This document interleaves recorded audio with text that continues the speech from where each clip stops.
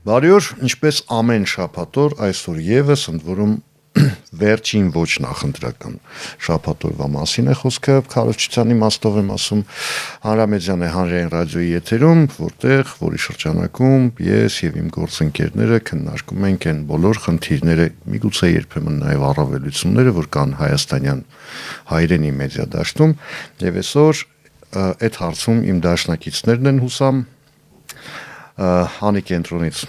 Թաթուլ Հակոբյանը, լրագրող եւ Մեդիամաքս գործակալության գլխավոր խմբագիր Դավիթ Ալավերդյանը, բարև ձեզ։ Ողջույն։ Պարոնայք, ես այսպեսի վատ լուրով սկսեմ։ Այսօր ես չնայած որոշ դեպքեր ես փորձում եմ գործընկերներին հնարավորինս պաշտպանել, բայց ես վերջերս մի հրապարակում եղավ, որին ես անտարբեր չեմ կարող մնալ, հիմա չասեմ, որ լրատվամիջոցը, եթե պետք լինի կասեմ, հրապարակում էր արել, որ իրենց ունեցած տեղեկություններով, ընդ որում այդ տեղեկությունները ենթադրում եմ գալիս էին ուղիղ Բաքվից, մինչև ընտրությունները Ալիևը Նիկոլ Փաշինյանին օգնելու համար ազատ կարծիքի 11 գերի, որոնք այնտեղ բանտերում են եւ այդպիսով օգնած կլինի իր սիրելի գործընկերոջը, ես համարում եմ սա անբարոյություն։ Նախ եւ առաջ, եթե անգամ նման բան տեղի ունենալու է, առաջիկայում չգիտեմ։ Ես համարում եմ սա անբարոյություն, որովհետեւ եթե նման բան տեղի չունեցավ, այդ մարդկանց հարազատները կարող են գալ, կանգնել լրատվամիջոցի տիրոջ գլխին եւ ասել՝ «Բա ուր են իմ բարեկամները», չէ՞։ Ճիշտ եմ կարծում։ Ողջույն, հիշում եմ վերջի անգամ այստեղից եթեր եղել եմ, երբ որ աշխատում եմ հանրային ռադիոյում 2008 թվականի փետրվարի 22-ներ կամ 23-ը մարտի 1-ից 1 ամիս առաջ,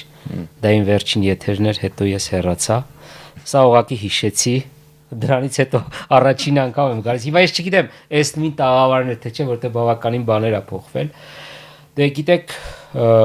ընդհանրապես այո, այս բան աշխարհում, այս սոցիալական մեդիայի, այս Facebook-ի դարում, ով ինչ ասես չի գրում, եւ ցավոք այդ բանի մեջ են մտել նաեւ լրատվամիջոցները եւ ցավոք չկա որևէ ինչ ասեմ անգամ այդ զգայուն հարցերում եւ սա շատ վատ է իհարկե, սա շատ վատ է, բայց հուսանք այդ տեղեկատվությունը ճիշտ կլինի։ Ես չգիտեմ հիմա վատ լուրեր առաջին չուզողը թող ես լինեմ, բան չուզենան, բայց սրա հետ կապված, քանի որ ես էլ որոշակի տեղեկատվություն ունեմ, թույլ տվեք ես էլ ի հավելում մի բան ասեմ, որ իմ ունեցած տեղեկություններով ուրեմն Բաքվի իշխանությունները որոշում ունեն, որ Արցախի ռազմաքաղաքական ղեկավարները պետք է պատիժը կրեն մինչև վերջ, իսկ նրանք ովքեր ռազմաքաղաքական ղեկավարների մեջ չեն մտնում, որոշակի փուլում նրանք պետք է վերադառնան տուն։ Հուսամ, որ հնարավորինս շուտ նրանք կվերադառնան տուն, բայց ես որևէ ժամկետ չգիտեմ, բայց գիտեմ, որ նման տեղեկատվություն կա։ Դե քիչ թե շատ դաշտում եղած մարդկանց մի մասը գոնե այդ տեղեկատվությունը ունի։ Թեկուզ ասենք զրույցների մակարդակով ենք, ասենք միգուցե կարող է իրար այդ զրուցած լինեն, կարող է կամ էլ դու կարող ես ինչ-որ որևէ մեկի հետ զրուցած լինել, այսինքն այդ տեղեկատվությունը որոշակի պարբերականությամբ պատտվում է, որ կարող է եւ այսպեսի։ Բայց այսպես ժամկետով այ ընտրություններից առաջ, ի օգնություն եւ այլն, ես ելի եմ ասում, օրինակ Դավիթը այստեղ առիթ ունեցել է ասելու, որ հա լրագրողներն էլ, լրատվամիջոցներն էլ պետք է ու կարող են ունենալ քաղաքական դիրքորոշում եւ դիրքավորում, ինչը սկզբունքորեն ամբողջ աշխարհում ընդունված է, Միացյալ Նահանգներից սկսած, լավ Ռուսաստանի օրինակը չբերենք, ընդունված է մի խոսքով։ Բայց դե Ես Լևոն ջան, նախ կուզենայի հարցնեի դու ինչու ես նման կայքեր կարդում։ Ես օրինակ նման կայքեր չեմ կարդում եւ առաջի անգամ քեզնից եմ լսնում բան, բայց ճիշտ է, ես կարող եմ ասել, որ ախր որ ասեմ ինչ որ տես կորած մոլորած կայքի մասն է խոսքը, հրապարակ օրաթերթի մասին է խոսքը։ Օրական տասնյակ մանիպուլատիվ եւ կեղծ լուրերի եմ հանդիպում համացանցում, ընդ որում մեր մասին էլ ինչ ասես կարող են գրել, մեր լրատվամիջոցի անձամբ իմ մասին էլ, վստահ եմ Թաթուլի մասին էլ, Գիտեք, հիմա Թատրոնին մի ժամանակ էին գրում, հիմա չենք։ Հա, մոռացել են, ինձ ինչ լավ։ Հիմա գնացել է դովեղ մոռացել։ Հիմա գրում են, որ օղին լավը չի։ Կատակում եմ իհարկե։ Լևոն ջան, այսօր գիտես, որ շատացել են մեխանիզմները, գործիքները մանիպուլյացիաների, նաև պղտոր ջրում ձուկ որսացողներն են շատացել եւ ամեն օր տասնյակ ինչ որ բաներ են հորինում, որ գիտեք ինչ, ես կարծում եմ, որ մարդկանց որոշակի զանգված, ասենց ասեմ, decision maker-ներ, այսինքն որոշում ընդունողներ, արդեն պարզապես իմունիտետ ունեն այդ տիպի ապատեղեկատվությունից, fake news-երից եւ դրանց ուշադրություն չեն դարձնում։ Նույն ձև ինչպես որ ամբողջ աշխարհում է, այտենց ագրեսիվ արձագանքել, կարծում եմ երևի թե ոչ իշխանությունները, ոչ է հասարակությունը իմաստ չունի, որ նման քայլեր ձեռնարկեն։ Ավելի լավ է եկեք մտածենք ինչ մեխանիզմներ կարող են լինել, օրինակ ապատեղեկատվության համար, ինչպիսի պատասխանատվություն կարող է կրել այս կամ այն լրատվամիջոցը, օրինակ կարող է արդյոք դա քրեականացվել, կարծում եմ ոչ, որտեվ եթե ամեն ժամանակին քրեականացված է տեսանք ինչ։ Հա, բայց գիտեք ինչ, դա մեզ համար հետընթաց կլինի, այնուամենայնիվ Չէ, նկատի ունեմ, այսինքն միջազգային արձագանքներն էլ գիտենք, հա, շատ լավ քրեականացումը առաջ ըստ էության վիրավորանքը, զրպարտանքը, դրանք քրեական օրենսգրքում էին, հիմա քաղաքացիական օրենսգրքում են, անհրաժեշտ է պարզապես երևի դատարանի միջոցով փորձել ինչ-որ բաներ պարզել, դա երկարատև process է, մի քիչ ծախսատար process է։ Գեղամ Նազարյանը այստեղ առաջարկում էր, ասում էր եկեք այդ բանը տուգանքը սահմանենք 100 միլիոն դրամ, որ 100 միլիոն անգամ մտածեն ինչ որ բան գրել կամ ասելուց առաջ։ Դե այտենց ոնց կլինի։ Դա հասկանալի է ծայր։ Դա կբարձրացնի, պատկերացրեք, որ կարողա դրա համար էլ վճարող լինի։ Մեկը լինի, որ ասի, հա, ես 100 միլիոն կտամ, տպի ես լուրը։ Դա էլ կարա լինի։ Ես կարծում եմ մենք այստեղ պիտի ավելի շատ խոսենք ավանդույթներից, ներքին կարգավորումներից, ներքին պատասխանատվությունից, ընդհանուր մեդիա համքարությունից, սրա մասին է խոսքը։ Գիտեք, մենք բոլորս էլ ինչ որ ժամանակ ամենօրյա լրահոսի մեջ ենք եղել եւ վստահ եմ չկա մեզանից մեկը հավանաբար, որը սխալ տեղեկատվություն տված չլինի, որտեւ օրվա հոսքի մեջ դու չես կարող ամեն ինչ ճշտել, բայց խոսքը դրա մասին է, խոսքը ինչի մասին է, դու այդ լուրը տալիս ես կեղծիք տարածելու համար, թե իրոք սխալմամբ ես այլ, այստեղ այ դրա համար ես չեմ ուզում, որ այդպիսի թվեր լինեն, որտեվ ես էլ եմ շատ սխալվել եւ սխալվել եմ ինչ-ինչ հանգամանքներում։ Իհարկե ես հետո ներողություն եմ խնդրել իմ ընթերցողից առաջին հերթից, ոչ թե նրանից ում մասին որ գրել եմ, որտեվ դու պատասխանատու ես առաջինը քո լսարանից։ Այստեղ կներես չընդհատելով, ոչ թե ընդհատում եմ, այլ լրացնում եմ քեզ։ Մեդիայում մեր ժամանակակից մեդիայում, տես մենք բոլորս էլ ժամանակին եղել ենք այդ վազվզող լրագրողներ, ես էլ, Դավիթն էլ, դու էլ, եւ մենք ունեինք որոշակի պատասխանատվության աստիճան, ընկալում է այդ պատասխանատվության, որ մենք աշխատում ենք հասարակության համար, այսինքն պատվիրատուն ըստ էության, ոչ թե գործատունը, այլ հասարակությունն են մարդիկ ում համար մենք մտել ենք ընդհանրապես ժուրնալիստիկայի ոլորտ որպես այդպեսին, հա, ես էլ եմ սխալվել, ոնց որ դու ես սխալվել, ես էլ եմ ներողություն խնդրել, միշտ չի որ ներողություն խնդրելը հաճելի է, մանավանդ որ գլոբալ հարցերում, ես հոկտեմբերի 27-ի հետ կապված հենց 27-ի գիշերն եմ սխալ արել, հետո ներողություն եմ խնդրել, ճիշտ է, հետո եմ հասկացել ես ինչ սխալ եմ արել, բայց ընդունել եմ եւ ներողություն եմ խնդրել։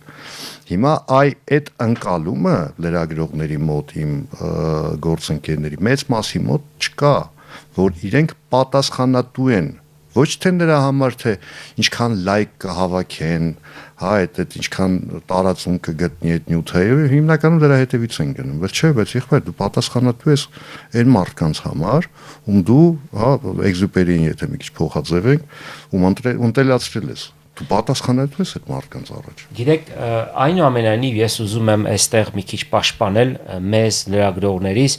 որովհետև առանց այն էլ ես նաև նկատում եմ, այն ինչ որ դուք ասացիք, Լևոն, ես համաձայն եմ իհարկե, կոնկրետ հրապարակի մասով չեմ ես ասում, ես ընդհանուր մեդիա դաշտի մասին եմ խոսում եւ ես չեմ եւ երբեք ես որևէ լրատվամիջոցի չեմ ուզում թիրախավորել։ Գիտեք, առանց այն էլ եւ իշխանական շրջանակները եւ ընդդիմությունը մեզ նայած թե ճամբարի որ հատվածում են խրամ, մեզ թիրախավորում է եւ ես չեմ ուզում որ նաեւ մենք առիթ տանք ինչ ասեմ, իրենց բերանները լեզու դնելու լինեն իշխանություններ թե ընդդիմություն, որտեղ նաև դա եմ տեսնում, թե ինչ ագրեսիվ ձևով են լրատվամիջոցների հետ վարվում։ Մի խոսքով, բայց սա կրկնում եմ, սա ավանդույթների հարց է, մշակույթի հարց է, ներքին դաստիարակության հարց է, կրթության հարց է ի վերջո, ճանապարհ է պետք անցնելու, եւ այդ ճանապարհը մենք պետք է անցնենք։ Ես նաև Թաթուլի ասածը շարունակելով, գիտես Լևոն, մենք երեքսը նույն սերունդին ենք պատկանում լրագրողների։ Այն ժամանակ հայտնի դառնալու համար դու պետքա տարիներ շարունակ որակյալ պրոդուկտ տայր հասարակությանը, որպեսզի քո անունը դառնար բրենդ եւ դու հետո կարողանայիր, ասենք, հեղինակային հաղորդում վարել ռադիոյում կամ հեռուստատեսությունում։ Սյունակ, որ իրավունք ստանայիր գրելու։ Հիմա հայտնի դառնալու ավելի կարճ ճանապարհներ կան, դու էլ լավ գիտես։ Օրինակ կարելի է պաշտոնյաների հետ լեզու թափել, կարելի է նույնիսկ ինչ-որ վիրավորական արտահայտություններ թույլ տալ, ընդ որում համ ընդդիմադիր, համ իշխանամետ լրատվամիջոցներում նման մարդկանց են պահում, լեզուս չի բարձրանում նրանց լրագրող անվանել։ Ավելի կարճ ճանապարհ կա, YouTube-ում ալիք ես բացում եւ խոսում ես ամեն ինչի մասին։ Ես դրան ասում եմ Կարապետիչի սինդրոմ։ Եվ ներկայանում ես որպես հեղինակություն, այսինքն տարբեր ձևեր կան հայտնի դառնալու, յուրաքանչյուրի համար ընտրությունն է, իր ընտրությունն է, ամեն մեկը կարմիր գիծը, այստեղ կապույտ գիծ ենք տեսնում, իրանցը կարմիր գիծ է, ոմանք չունեն այդ կարմիր գիծը, որտեղ իրանց համար չկա որևէ բան։ Ես եւ Թաթուլը եւ դու մեզ համար ժամանակին ինչ որ կարմիր գիծ ենք գծել, ձգտում ենք այդ կարմիր գծին, գուցե մենք ենք սխալ, գուցե ապագան պատկանում է հենց այդ ճվճվան եւ ըմբոստ երբեմն կռվարար մեր գործընկերներին, չգիտեմ, եթե գործընկեր նրանց կարելի է մեզ անվանել, բայց մենք այդպիսի ժամանակներ ենք ապրում, Լևոն ջան, պետք է դրա դեմ մի քիչ դժվար է պայքարել։ Օրինակ, դու գիտես ինչ է մատրյոշկա տեխնոլոգիան։ Այո։ Հա, ասենք պատկերացրու, որ միշտ չի, որ նման տեղեկությունները գալիս են հենց ներքին դաշտից, հաճախ այդ բանը գալիս է եսիմ որտեղից, եսիմ որ լաբորատորիայում նստում են, ինչ-որ հորինում են այդ լուրը, հա, Զիմբաբվե անվանեն կամ մոտ էական չի, բայց վերջում ինքը գալիս է եւ այդ բանը պայթում է մեր տեղական բանում, հա, այսինքն այսօր մանիպուլատիվ է տեխնոլոգիաները, ես պարզապես երբեմն նայում եմ, ասում միթե հնարավոր է սենց բաներին հավատալ, հետո միշտ հիշում եմ, որ Գեբելսը 1941 թվականին, այդպես մի միտք է ասել, որ որքան սուտը ավելի լկտի է, այնքան շատ մարդ է դրան հավատում։ Հիմա ես համաձայնելով Թաթուլի ասացի հետ, հա, ես գիտեմ, որ լրատվամիջոցներն ու լրագրողները այսպես թիրախավորված են տարբեր կողմերից, ես ինքս երբեմն հորդորում են, երբեմն պահանջում եմ իմ մտերիմներից, որոնք այսքան են դաշտում են, ասում եմ մի թիրախավորեք լրագրողներին, լրատվամիջոցներին, ինչու, որովհետև կապ չունի դու ինչ կարող է անվանական ինչ որ մեկի մասին ես խոսում, կարող է ինչ որ կոնկրետ երևույթի մասին ես խոսում, բայց դա տարածվում է ամբողջ դաշտի վրա, այսինքն սկզբունքորեն դու ինձել ես դրանով հարվածում, որովհետև հա հասարակության մեծ մասը տարբերակում չի դնում, լրագրողը վերջացա, ուրեմն դու լավ մարդ ես, այդ խնդիրն էլ կա, մենք ունենք այդ բոլորս էլ այդ խնդիրը ունենք, ինչ որտեղ գնալ, ներկայանալ լրագրող հեճեղելա, հետո արձագանքը տեսել եք, ռեակցիա, ինչ ռեակցիա են տալի, վայ, բա որ դու լրագրող ես, բա մենք ինչ ենք անելու։ Ավելի վատ դեպքեր էլ է լինում եւ եղել է։ Ես հիշում եմ, որ ժամանակին օրինակ պաշտոնական լրատվամիջոցի լրագրողները բարի բուն իմաստով վախենում էին գնան Ազատության հրապարակ, որովհետեւ նրանցից հաշվի հարդար կտեսնեին։ Ես դա ցավով եմ նշում։ Ես նույն մարդուն երկու անգամ փրկել եմ։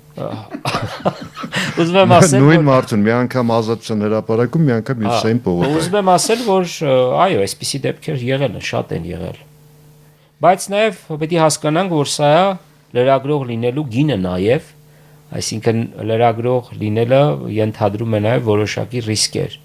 Պատերազմ լուսաբանելու ժամանակ հակառակորդի արկի պայթյուն քո հարևանությամբ, չգիտեմ, ներքաղաքական պայքարը լուսաբանելիս հակառակ ճամբարից, որովհետև ու էլի արկի վերակառուցումը պայթեց։ Ու գիտեք, որովհետև քեզ գիտեք երբ են սիրում լրագրողին, երբ որ դու կարող ես ասենք, դու օրինակ ենթադրենք դու ընդդիմության մասին միշտ լավ բան ես գրում ու մի անգամ էլ մի բան ես գրում, որ իրանց դուրը չի գալիս ու դա վերջն է արդեն, հասկանում եք։ Այսինքն իրանք դեպքերում միշտ ասում լրագրողներին ամենաշատը սիրում են հոգեացի ժամանակ։ Լրագրողի հոգեացին։ Այո, գիտես, բան կա, ռուսական այտենց ասացված կա, ասում են «Стрелять в пианиста, он играет как может»։ Եթե տեղափոխում ենք մեր բանի վրա, բայց դա մենակ մերը չի։ Օրինակ մի հատ այտենց լավ բրիտանական սերիալ կա, Newsroom է կոչվում, մասնագիտական, հա, այնտեղ բանի դե գիտեք Բրիտանիայում տենց դեղին մամուլի մեծ ավանդույթներ կան, բայց նաև Guardian-ը կա, մյուս հեղինակավոր բաները, որտեղ իրար հետ մրցակցություն ա գնում, այսինքն միևնույն դաշտում են տեղեկատվական, բայց լրիվ տարբեր բաներ են, ասենք, մեկը News of the World-ն է, մյուսը Guardian-ն է, այդ դեղին մամուլը կոչվում են Red Tops, սրանց Blue Tops, ու այնտեղ ասենք տեղ բաներ ա լինում, որ մեկը մյուսն ա տեղափոխվում եւ այլն եւ այլն։ Իհարկե դա տենց իրար հետ փոխկապակցված բաներ են։ Դա այդպես է, այսինքն մենք չենք կարող դրա դեմ պայքարենք, բայց մենք կարանք մեր ռադիո լսողներին, մեր դիտողներին ինչ որ մասնագիտական խորհուրդներ տանք, որտեղ իրանք պատկերացրեք դուրը բացում են, ու դուրը ասենք լավ, սոցիալական ցանցերը առավոտը հեռախոսը միացնում են ու մեծ հեղեղով հա լուրերի հոսանք է իրանց վրա հորդում եւ իրանք չգիտեն այդ հոսանքի մեջ որն է տեղեկություն, որն է լուր, որը կարծիք, որը մեկնաբանություն եւ որն է fake news կամ ապատեղեկատվություն։ Երբեմն մենք էլ չենք տարբերում արդեն։ Այս AI դարում ես 1000 անգամ ստուգում եմ, սա ինքն է թե ինքը չի, այսինքն այնքան դժվարություններ կա, բայց գիտեք, ամեն դեպքում ես կցանկանայի որ այն ինչ որ ունենք այդ ձևով մնա, քան վերադառնանք A1+-ի փակման ժամանակները օրինակ։ Միանշանակ չէ։ Ես դրա հետ ես որտեվ ավելի լավ է։ Ես ասում եմ որպես A1+-ի դպրոցը ներկայացնում, մարդ որպես նաև։ Որովհետև ավելի լավ է մենք ունենանք քաոսային, այսպես ասեմ, հա, քաոսային այս իրավիճակ, քան մի իրավիճակ, որ կայուն խաղաղություն է, անգստություն է եւ դու ասելիք չունես։ Հիմա այս դեպքում ես կարծում եմ, որ լավ լրատվամիջոցն ու լավ լրագրողը պետք է փորձի իր տեղը գտնել եւ իր լսարանը ունենալ եւ պարտադիր չի դու մրցես, ինչ ասեմ, դեղին մամուլի հետ։ Ի վերջո դրա սպառողը միշտ լինելով։ Գիտեք, եւ մենք շատ ենք կենտրոնանում մամուլի վրա։ Նայեք, համաձայն եք, չէ՞ որ հավանաբար Հայաստանի 80%-ը ռաբիս է լսում։ Գուցե շատ եմ ասում, չգիտեմ, հա։ Չէ, միգուցե քիչ ես ասում։ Ահա, գուցե։ Հիմա ինչ անենք, բոլորին պարտադրենք, որ բարձրաշխարհիկ, օրինակ Համասյան լսի, բոլորին պարտադրենք, կամ Pink Floyd լսի, կամ Արամ Խաչատրյան լսի, կամ Տերտերյան լսի, չես կարող։ Նույնն էլ եկեք համաձայնվենք, որ լրատվամիջոցներն էլ այդ մի բանն է, որ չես կարող։ Ես քո հետ միանշանակ համաձայն եմ այդ իմաստով, բայց լուծման տարբերակներից մեկը իմ կարծիքով դա լուծումը կլինի այն ժամանակ, երբ քաղաքական դաշտը ինքը կհանդարտվի, այսինքն լրատվական դաշտը ըստ էության չէ, հանդարտվի այն իմաստով, հիմա նախընտրական շրջան է, չէ, բացի դրանից, երբ կրքերը ընդհանուր առմամբ ավելի խելամտության սահմաններում կլինեն, որտեղ այնպես ստացվեց, որ վերջին հատկապես 20 թվականից հետո այդ խելագարությունը պերմանենտ չի դադարում, այդ ամեն կողմ աղտեղություն շպրտելը ու լրատվամիջոցներն էլ ես անցած հաղորդման ժամանակ եթե ասում լրատվամիջոցները հասարակության հայելին են, չի կարող հասարակությունը այսպես անընդհատ ցնցումների մեջ լինել, իսկ այլ լրատվական դաշտ այսպես հանգիստ, խելամիտ, խելահաս եւ այլն, այդպեսին լինել, դա բացառվում է։ Այսինքն այն ժամանակ երբ հասարակությունը ինքը քիչ թե շատ բալանսի կգա, քաղաքական դաշտն էլ հետը։ Այդ ժամանակ արդեն մենք կարողանանք խոսել լրատվական դաշտի հնարավոր որակի մասին։ Բայց մինչև այդ մենք պիտի պատրաստվենք, որովհետև այդ որակի համար որակյալ լրագրողներ են պետք լինելու, այսինքն այդ մարդկանց պետք է կրթել մի բան։ Ես 90 թվականից եմ զբաղվում ակտիվորեն ժուրնալիստիկա եւ այտենց հանգիստ շրջան, ճիշտ ասած չեմ հիշում, լինում են գերակտիվ շրջաններ եւ պարզապես ակտիվ շրջաններ, որտեղ քաղաքական պայքարը երբեք չի դադարում, այսինքն այդպես չի լինում, որ շուտ մեկը ասի դե լավ, վերջի ես գնացի, թող սենց մնա, այստեղ նաև արտաքին խաղացողներ կան, որոնք մշտապես ուզում են իրանց դիրքերը բարելավեն, ներքին խաղացողներ կան, նախկին իշխանություններ կան, որոնք էլի ուզում են վերադառնալ իշխանության, այսինքն պետք է նաև հասկանալ, որ այդ ամեն ինչը փոխկապակցված է, այսօր մեր մեդիաները այդքան անկախ չեն ի վերջո, հա, չեն կարող ձևացնել, թե իրենք New York Times են եւ իրենք թելադրեն օրակարգը։ Կարելի է ասել, որ ինչ-որտեղ օրակարգը իրանց թելադրվում է։ Ոչ բոլորին իհարկե, բայց ընդհանուր առմամբ այդպես է, նաև իշխանամետ լրատվամիջոցներ կան, որոնք կոնկրետ, ասենք, ֆինանսավորվում են տարբեր կուսակցությունների, հա, բյուջեից։ Բայց պետք է հասկանալ, որ մարդիկ սովորական մարդկանց պետք է օգնել, որպեսզի իրենք կողմնորոշվեն, այսինքն նույն այդ fact checking-ի բան, այսինքն փաստերի ստուգման համակարգերը պետք է աշխատեն։ Մարդիկ զարմանալի բան կասեմ, որպես լրագրող երևի անտրամաբանական բան կասեմ, մարդիկ պետք է սահմանափակեն իրենց ինֆորմացիայի աղբյուրները, թողնեն միայն նրանք ախորժակը սահմանափակեն, թողնեն մենակ նրանք, ում որ կարող են վստահել, ով որ երբեք իրենց չեն խաբել։ Բայց դա էլ մի ուրիշ վտանգ է ստեղծում, որովհետև ասենք ես կարող եմ սկսեմ վստահել այն լրատվամիջոցին, որը ունի ֆինանսավորման X աղբյուրը, հա, հասկանալի է։ Ու ես հայտնվում եմ այդ դեպքում ինչ-որ տեղեկատվական զանգի մեջ, ալգորիթմները հենց այդպես է աշխատում։ Հա, ես հայտնվում եմ այդ դեպքում տեղեկատվական զանգի մեջ, որը քո տեղեկատվական զանգի հետ ընդհանուր ոչինչ չունի, մենք ապրում ենք երկու տարբեր տիեզերքներում, ոչ թե երկրներում արդեն այս դեպքում։ Հայաստանում բնակչության զգալի մասը տարբեր տիեզերքներում է ապրում։ Դրանով է պայմանավորված այդ պոլարիզացիան կախված է ալգորիթմների հետ։ Լավ, ես այդ դեպքում գերադասում լինել ծիրկաթինից։ Դու գերադասում ես, իսկ մենք ունենք գործընկեր, որ պարզապես այդ ամեն ինչից հեռացել է եւ գնացել է։ Դե ինքն էլ իր տիեզերքն է ստեղծել։ Այնպես չի, որ շատ եմ հեռացել։ Ինձ օրինակ հետաքրքիր է, ինքը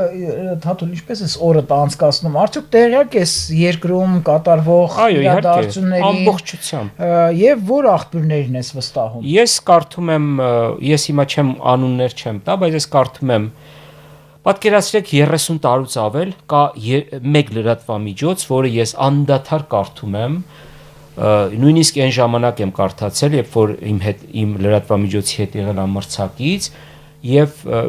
մեկ երկուսով եւ ես բավարարվում եմ, նախ փորձում եմ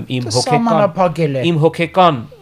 անդորն եմ ուզում պաշտպանել, որտեվ ես չեմ ուզում ենթարկվեմ այդ տեղեկատվական այդ գրողներին, բարձ ասեմ։ Տես, օրինակ, Թաթուլի օրինակով հիմա մեր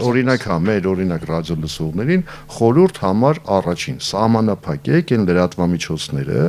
որոնց դուք հետևում եք, կլինած սոցիալական ցանցերում, փակեք գովազդները,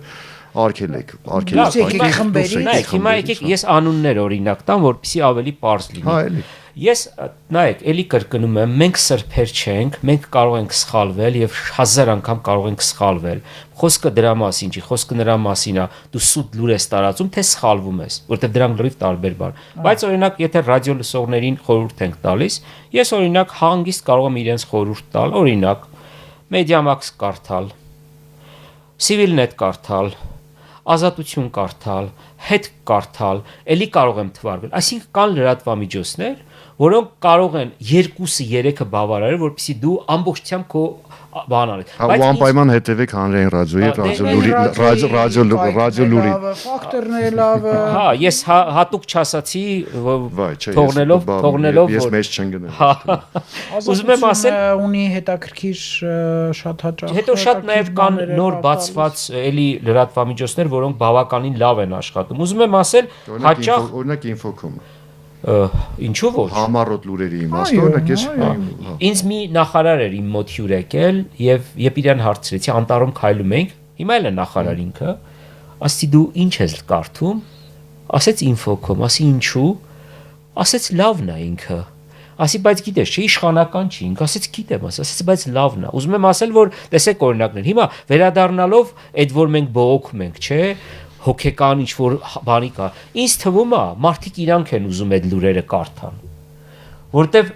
մարդը սիրում է կարդալ մի լուր, որտեղ Նիկոլ Փաշինյանի մասին շատ վատ բան է գրված։ Մյուս մարդը սիրում է կարդալ լուր, որտեղ Ռոբերտ Քոչարյանի մասին է գրված։ Երրորդ ուզում է կարդալ անպայման մի լուր, որ Կարապետյանների մասին է։ Այսինքն դու ես ընտրություն կատարում։ Հիմա մենք քեզ ինչ սովորացնենք։ Եթե դու ուզում ես սովորես, դու կարող ես այդ անել, բայց դու չես ուզում հանդարտ լավ լուր կարդաս, որակյալ լուր կարդաս։ Դու ուզում ես կարդալ սենսացիա, որտեղ կլինեն ինչ-որ բաներ, ինչ-որ, չգիտեմ, դավադրական կամ այլ տեսություններ։ Շատ դեպքերում ես այնքան հանգիստ եմ դրան վերաբերվում։ Դու կարող ես ընտրել քո բաները ու դրանով ապրել, այո։ Ախր չէ, ամենահետաքրքիրն է, որ այդ ամեն ինչը անող մարդիկ, այդ որ ասում են, մեկը էսա ուզում, մեկը այն ուզում, հետո գալիս է ինձ սկսում սովորացնել, թե ես իմ գործը ոնց պիտի անեմ, օրինակ ինչի էս ինչ մարդու բերանը չփակեցիր, ինչի չհակադարձեցիր հարցազրույցի ժամանակ նկատի ունեմ, ասում ժողովուրդ ես բանավիճող չեմ, ես հարցազրույց եմ, որ հարց տալիս եմ, լսում եմ պատասխանը, որ հետո հաջորդ հարցը տամ։ Եվ այսինքն տեսեք, մի կողմից հասարակությունը ինքը պարտադրում է, երկրորդը մենք սովորացրել ենք հասարակությանը, որ պիտի ստանաս այսպիսի, այլ Ռաբիսի օրինակը որ բերեցիր, կհիշե ժամանակին հայկական TV-ներով առավոտից երեկո դա էր, որ հարցնում էին ինչի եք դա տալիս, ասում դե ժողովուրդը էդ է ուզում, ասում չէ դուք ժողովրդին սովորացրել եք, հիմա էլ դրանով կերակրում եք, դրանք երկու տարբեր բաներ են։ Այստեղ մենք այստեղ պետք է խոսենք նաև լրատվամիջոցների եւ հատկապես հեռուստատեսության դաստիարակչական գործառույթի մասին, որովհետեւ շատ հաճախ Երբ գործընկերներից հարցնում եմ, իսկ ինչի սենց բարձրակարգ նմուշներ չեք բանանում, ասում դրա պահանջարկը չկա, բայց չէ որ պահանջարկը մենք ինքներս ենք ստեղծում, այսինքն մենք սովորացրել ենք, որ պետքա լրատվական fast food ուտել մենակ, մարդիկ այտենց արագ կուլ են տալիս այս fast food-ը, բան չեն հասկանում, բայց ստամոքսը իրենց հուշում է, որ իրանք կշտացել են կամ համարյա կշտացել են, բայց fast food-ի կողքին կար նաև բարձրակարգ խոհանոց, հա, որ դու պետքա վայելես յուրաքանչյուր կտորը։ Դա կամաց երկրորդ, երրորդ պլան է անցնում, դա ինձ շատ է անհանգստացնում, որովհետև հատկապես երիտասարդները ոնց որ ավելի հակված են այդ տեղեկատվական fast food-ին, հա, որ կյանքը շատ արագ է, չեն սիրում երկար տեքստեր կարդան, մի տողով, հա, վերնագիր է նյութի ընկալում են որպես ստատուս Facebook-յան կամ Instagram-ի, ասա բավականին ծանր հետևանքներ կարա ունենա նաև կրթական ոլորտում։ Չէ, դա ինքը գլոբալ խնդիր, դա համաշխարհային խնդրեմ է, դա որ մենք առանձին վերջած։ Մեր դեպքում, բայց գիտեք, ես համաձայն եմ, որ միշտ է այսպես պոլարիզացված եղել, էլի, իշտ այն ժամանակ Facebook չկար, բայց այն ժամանակ էլ թերթերով էր, ասենք մեկը մի հատ հոդված էր գրում, այդ հոդվածի վրա կարող է 100 հատ խմբագրության դռներ ջարդեին, որովհետև հիմա նայեք, ես այդ իմաստով գիտեք մի քիչ ավելի այս վիճակին, այս բացությանը լավ եմ վերաբերում, երբ որ մարդկանց հնարավորություն է տրվել խոսելու։ Այն ժամանակ չկար այդ հնարավորությունը, մարդիկ չէին կարող Մարդիկ կարող է գնային խնդրեին, որ ազգում մի հատ օրինակ իրանք հոդված ժամանակի կներես էլի մի հատ շատ լավ հումոր կար, ասում մինչև Facebook-ում մենակ տնեցիկ գիտեին, որ դու դեբիլ ես։ Հիմա այդ հնարավորությունը բոլորի համար ստեղծվել է։ Բան էի ուզում ասել, գիտեք, այս պոլարիզացիան, որ հիմա կա, ես սա նաև ոչ թե արդարացնում եմ, բայց դրա հիմքերն եմ տեսնում, պատճառները։ Ես կարող եմ հիմա արագ 3 պատճառ նշել, դուք կարող եք դրան եւս 3 հավելացնել։ Տեսեք ինչու է այսպես։ Այսպես է, որովհետև ուրեմն ներքաղաքական վիճակը շատ միշտ էլ ընտրություններից առաջ լարվում է, սա մի հարթություն, մենք ունեցել ենք աղետալի պատերազմ եւ Արցախի հայաթափում, սա երկրորդ աստիճանն է եւ երրորդ աստիճանը, որը աշխարհքաղաքական է, ի վերջո Հայաստանի բոլոր իշխանությունները փորձել են բալանսավորված քաղաքականություն վարել, բայց առաջին անգամն է, երբ որ այսքան ակնհայտ բախում կա արևելքի, արևմուտքի, չգիտեմ, կամ հյուսիսի հարավի միջև։ Եվ այս 3 մակարդակները, որ իրար կողքի ես դնում, արդեն նաև պարզ է դառնում, թե ինչու է այդպես։ Դրա համար ես մի քիչ նորմալ եմ այս ամեն ինչին վերաբերում եւ չեմ ուզում շատ տրագեդիայի վերածենք, որ ինչու է այսպես։ Դրա համար ես հասկանում թե դու ինչի ես գնացել դողը։ Ես նաև ասեմ, որ օրինակ դրական ինչ-որ բաներ եմ տեսնում, որ օրինակ վերջին շրջանում դրսից եկած այդ ապատեղեկատվությունները ֆիմի, ինչպես ասում են, միջամտությունները թե հյուսիսից թե հարավից եկող միջամտությունները մեր գործընկերները հաճույքով մերժում են, այսինքն ես տեսնում եմ դրանք 1 կամ 2 ինչ որ մի նույնիսկ ոչ լրատվամիջոցում, այլ էջում օրինակ Telegram-յան, բայց չեմ տեսնում դրանք mainstream լրատվամիջոցներում, այդ թվում նաև ընդդիմադիր, որովհետև ավելի խստությամբ են սկսել վերաբերվել, ֆիլտրել եւ դա այսինքն բացասականի կողքին դրական բաներն էլ է պետք տեսնել, բայց այո, իհարկե քաղաքական պայքար է, օգտագործում են ալագեր կամ ալագեր պատերազմում, ինչպես պատերազմում, օգտագործում են տեղեկատվական բոլոր գործիքները միմյանց վնասելու համար, իսկ զոհերին առանձնապես ուշադրություն չեն դարձնում, հարազատներին, այդ գերիների կամ ինձ եւ Թաթուլին ոչ մեկի համար մեր ճակատագիրը հետաքրքիր չի, կարևորը պայքարն է, կարևորը հաղթանակն է։ Եվ ես արդեն ասացի, այսինքն իմ կարծիքով պետքա պարզապես մի փոքր ավելի ընտրողաբար վերաբերվել ինֆորմացիայի աղբյուրներին, կողմնորոշվել ովքեր են, որ երբեք քեզ չեն խաբել, մի փոքր դա կհեշտացնի կյանք։ Շատ լավ, հուսամ կհետևեն ձեր, այդ թվում նաև մեր իմ խորհրդին, հիշեցնեմ, որ խորհրդատումներն էին այսօր ձեր Անի կենտրոնի լրագրող Թաթուլ Հակոբյանը եւ Մեդիամաքսի գլխավոր խմբագիր Դավիթ Ալավերդյանը, ես Տևոն Սարդարյանն եմ Հանրային ռադիոյից, կհանդիպենք երևի արդեն գալիք շաբաթ օրը, բայց չենք խոսի քաղաքականությունից, որովհետև դա կլինի արդեն